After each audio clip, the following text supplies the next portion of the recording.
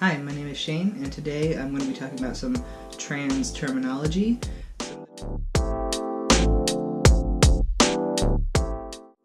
I just wanted to put like a little disclaimer out there that I am going to be talking about some terminology used in the trans community, and I will be using some medical terminology as well. So if you are another trans person watching this video and certain terminology for body parts makes you uncomfortable or causes dysphoria, just be aware that I will be using that terminology.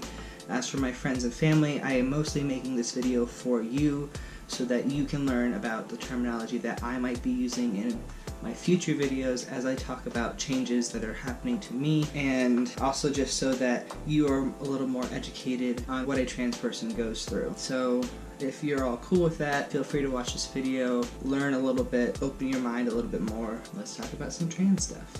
Some of the terminology I am going to use can be used for both MTF or FTM, or male to female, female to male, but most of the terminology I will be using is terminology that female to male trans men use. So one of the first things I wanted to talk about was sex versus gender. So sex is the biological genitals, so penis and vagina.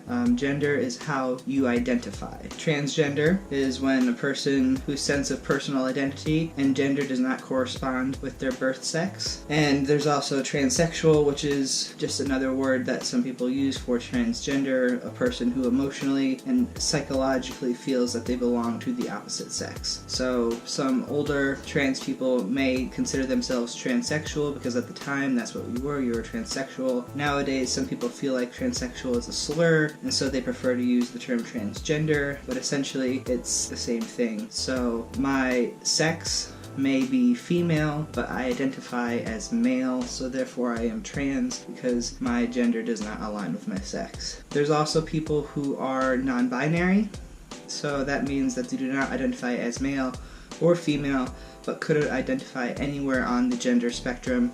Yes, gender is a spectrum, it's not just male or female. There's some people who identify more as male and maybe a little bit female, some people who identify more as female but maybe a little bit male, but they don't specifically identify as male or female. But non-binary people can also be trans as well. So that means that they might take hormones, they might do some surgeries, they might not do anything, and they just, want to use certain pronouns that are different than the pronouns people might use for them, and that's all fine. Non-binary people are valid, same as trans people. So I told you what transgender means. The opposite of transgender is cisgender. So cisgender is when your gender identity matches the sex you were assigned at birth. So if you were born a female, you identify as female.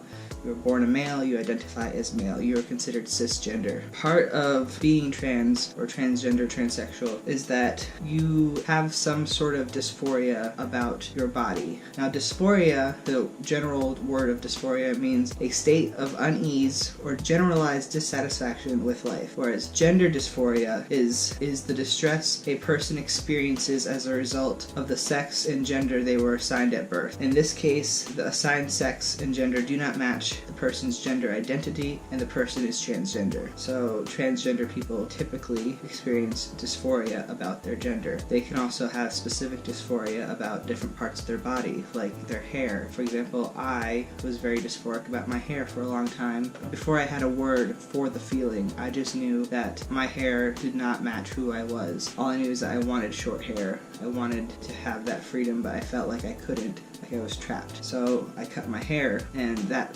helped ease the dysphoria about my long hair, and it helped me feel more comfortable in my body. One of the more common treatments for transgender people to make their dysphoria go away, it's not treating mental illness, because transgender is not a mental illness. You're treating the dysphoria that they feel. So hormone replacement therapy, or HRT, is the medical treatment for gender dysphoria. It replaces the hormones that your body cannot create of the gender, of the sex that you wish to be. For a person who is going from male to female, they may start taking estrogen, which will help create more female characteristics.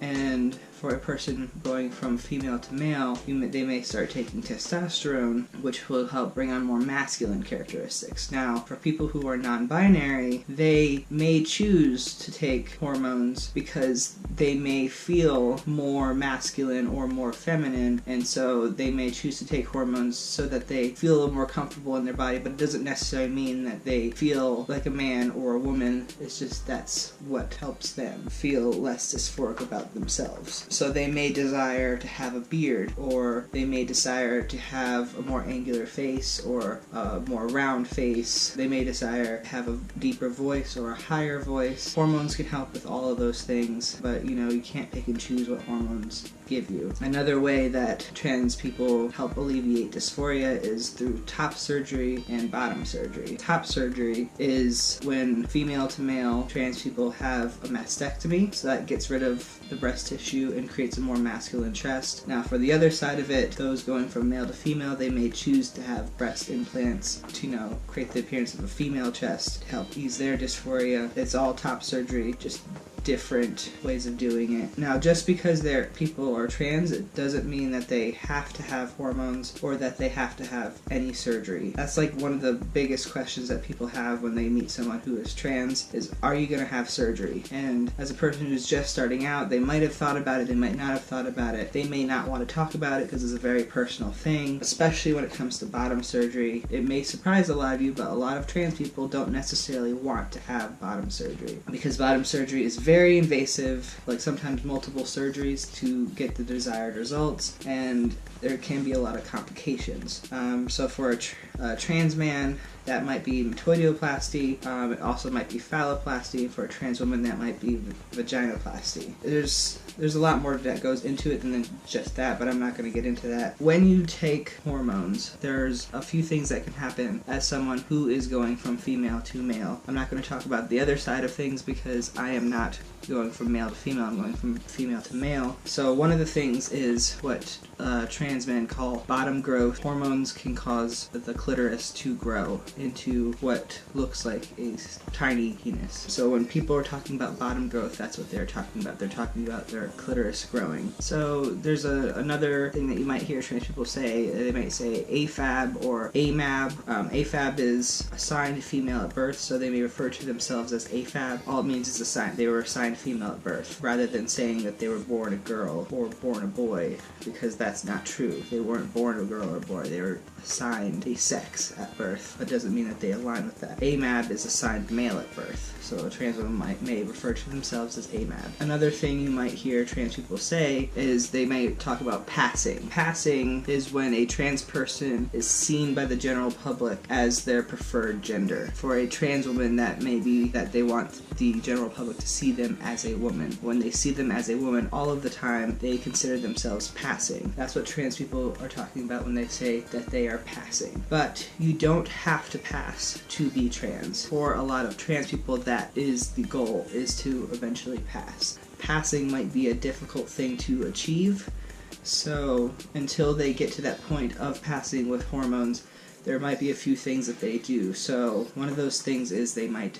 bind, and that's the act of using a device to flatten and make appear that you have a more masculine chest. Some people might not need to bind because they have a smaller chest. I think people who have bigger chests might wear what's called a binder, and it's just a way to flatten the chest. There are trans people out there who do use other ways of binding, like KT tape or ACE bandages or duct tape, and that's all not good ways to do it. So there are specific binders out there for this purpose. That's the way that you should bind. And so until I get top surgery or someone else gets top surgery, binding is the way to make us feel better about our chests if your chest is something that causes you dysphoria. Another way trans people may help lessen their dysphoria is by packing. Packing is the act of using a prosthetic to create the appearance of a bulge in your pants. A prosthetic can be socks in your pants. It It can be an actual silicone device that looks like a penis. It could be knitted. I've seen that too. It's just a way to create a bulge. And trans people don't always pack, because sometimes packing can actually cause more dysphoria. Another way that trans people help alleviate dysphoria is using a stand to pee device, or STP. It's usually a 3-in-1 device, so you can usually pack with it, pee with it, and play with it, which just means that you can have sex with it. Not all trans people use them. They can be difficult to use for some people. So I just want to talk about gender identity and sexual orientation. A trans woman doesn't always have to be a gay man, and a trans man doesn't always have to be a lesbian. People who identified as straight may come out as trans, and that's fine.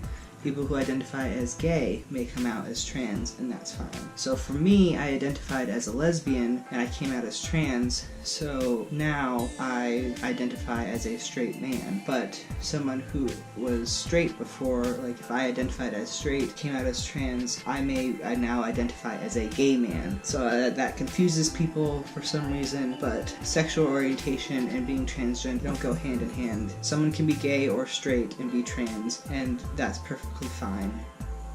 That's the end of the video. Thank you for watching. I hope you learned a little bit more about the trans community and some of the terminology that you might hear. If you have any questions, or you want to know more about something I talked about in the video but didn't go over quite in depth, just let me know. Leave a comment, message me. Make sure you subscribe, hit the like button, and follow me on Instagram. I will be posting more videos as my journey progresses. In a few weeks I'll be posting my 2 months, so watch out for that. You'll get to hear my voice comparison. As you can probably hear, it is starting to get deeper, so I will go more into that when my 2 month hits in a few weeks. See you then.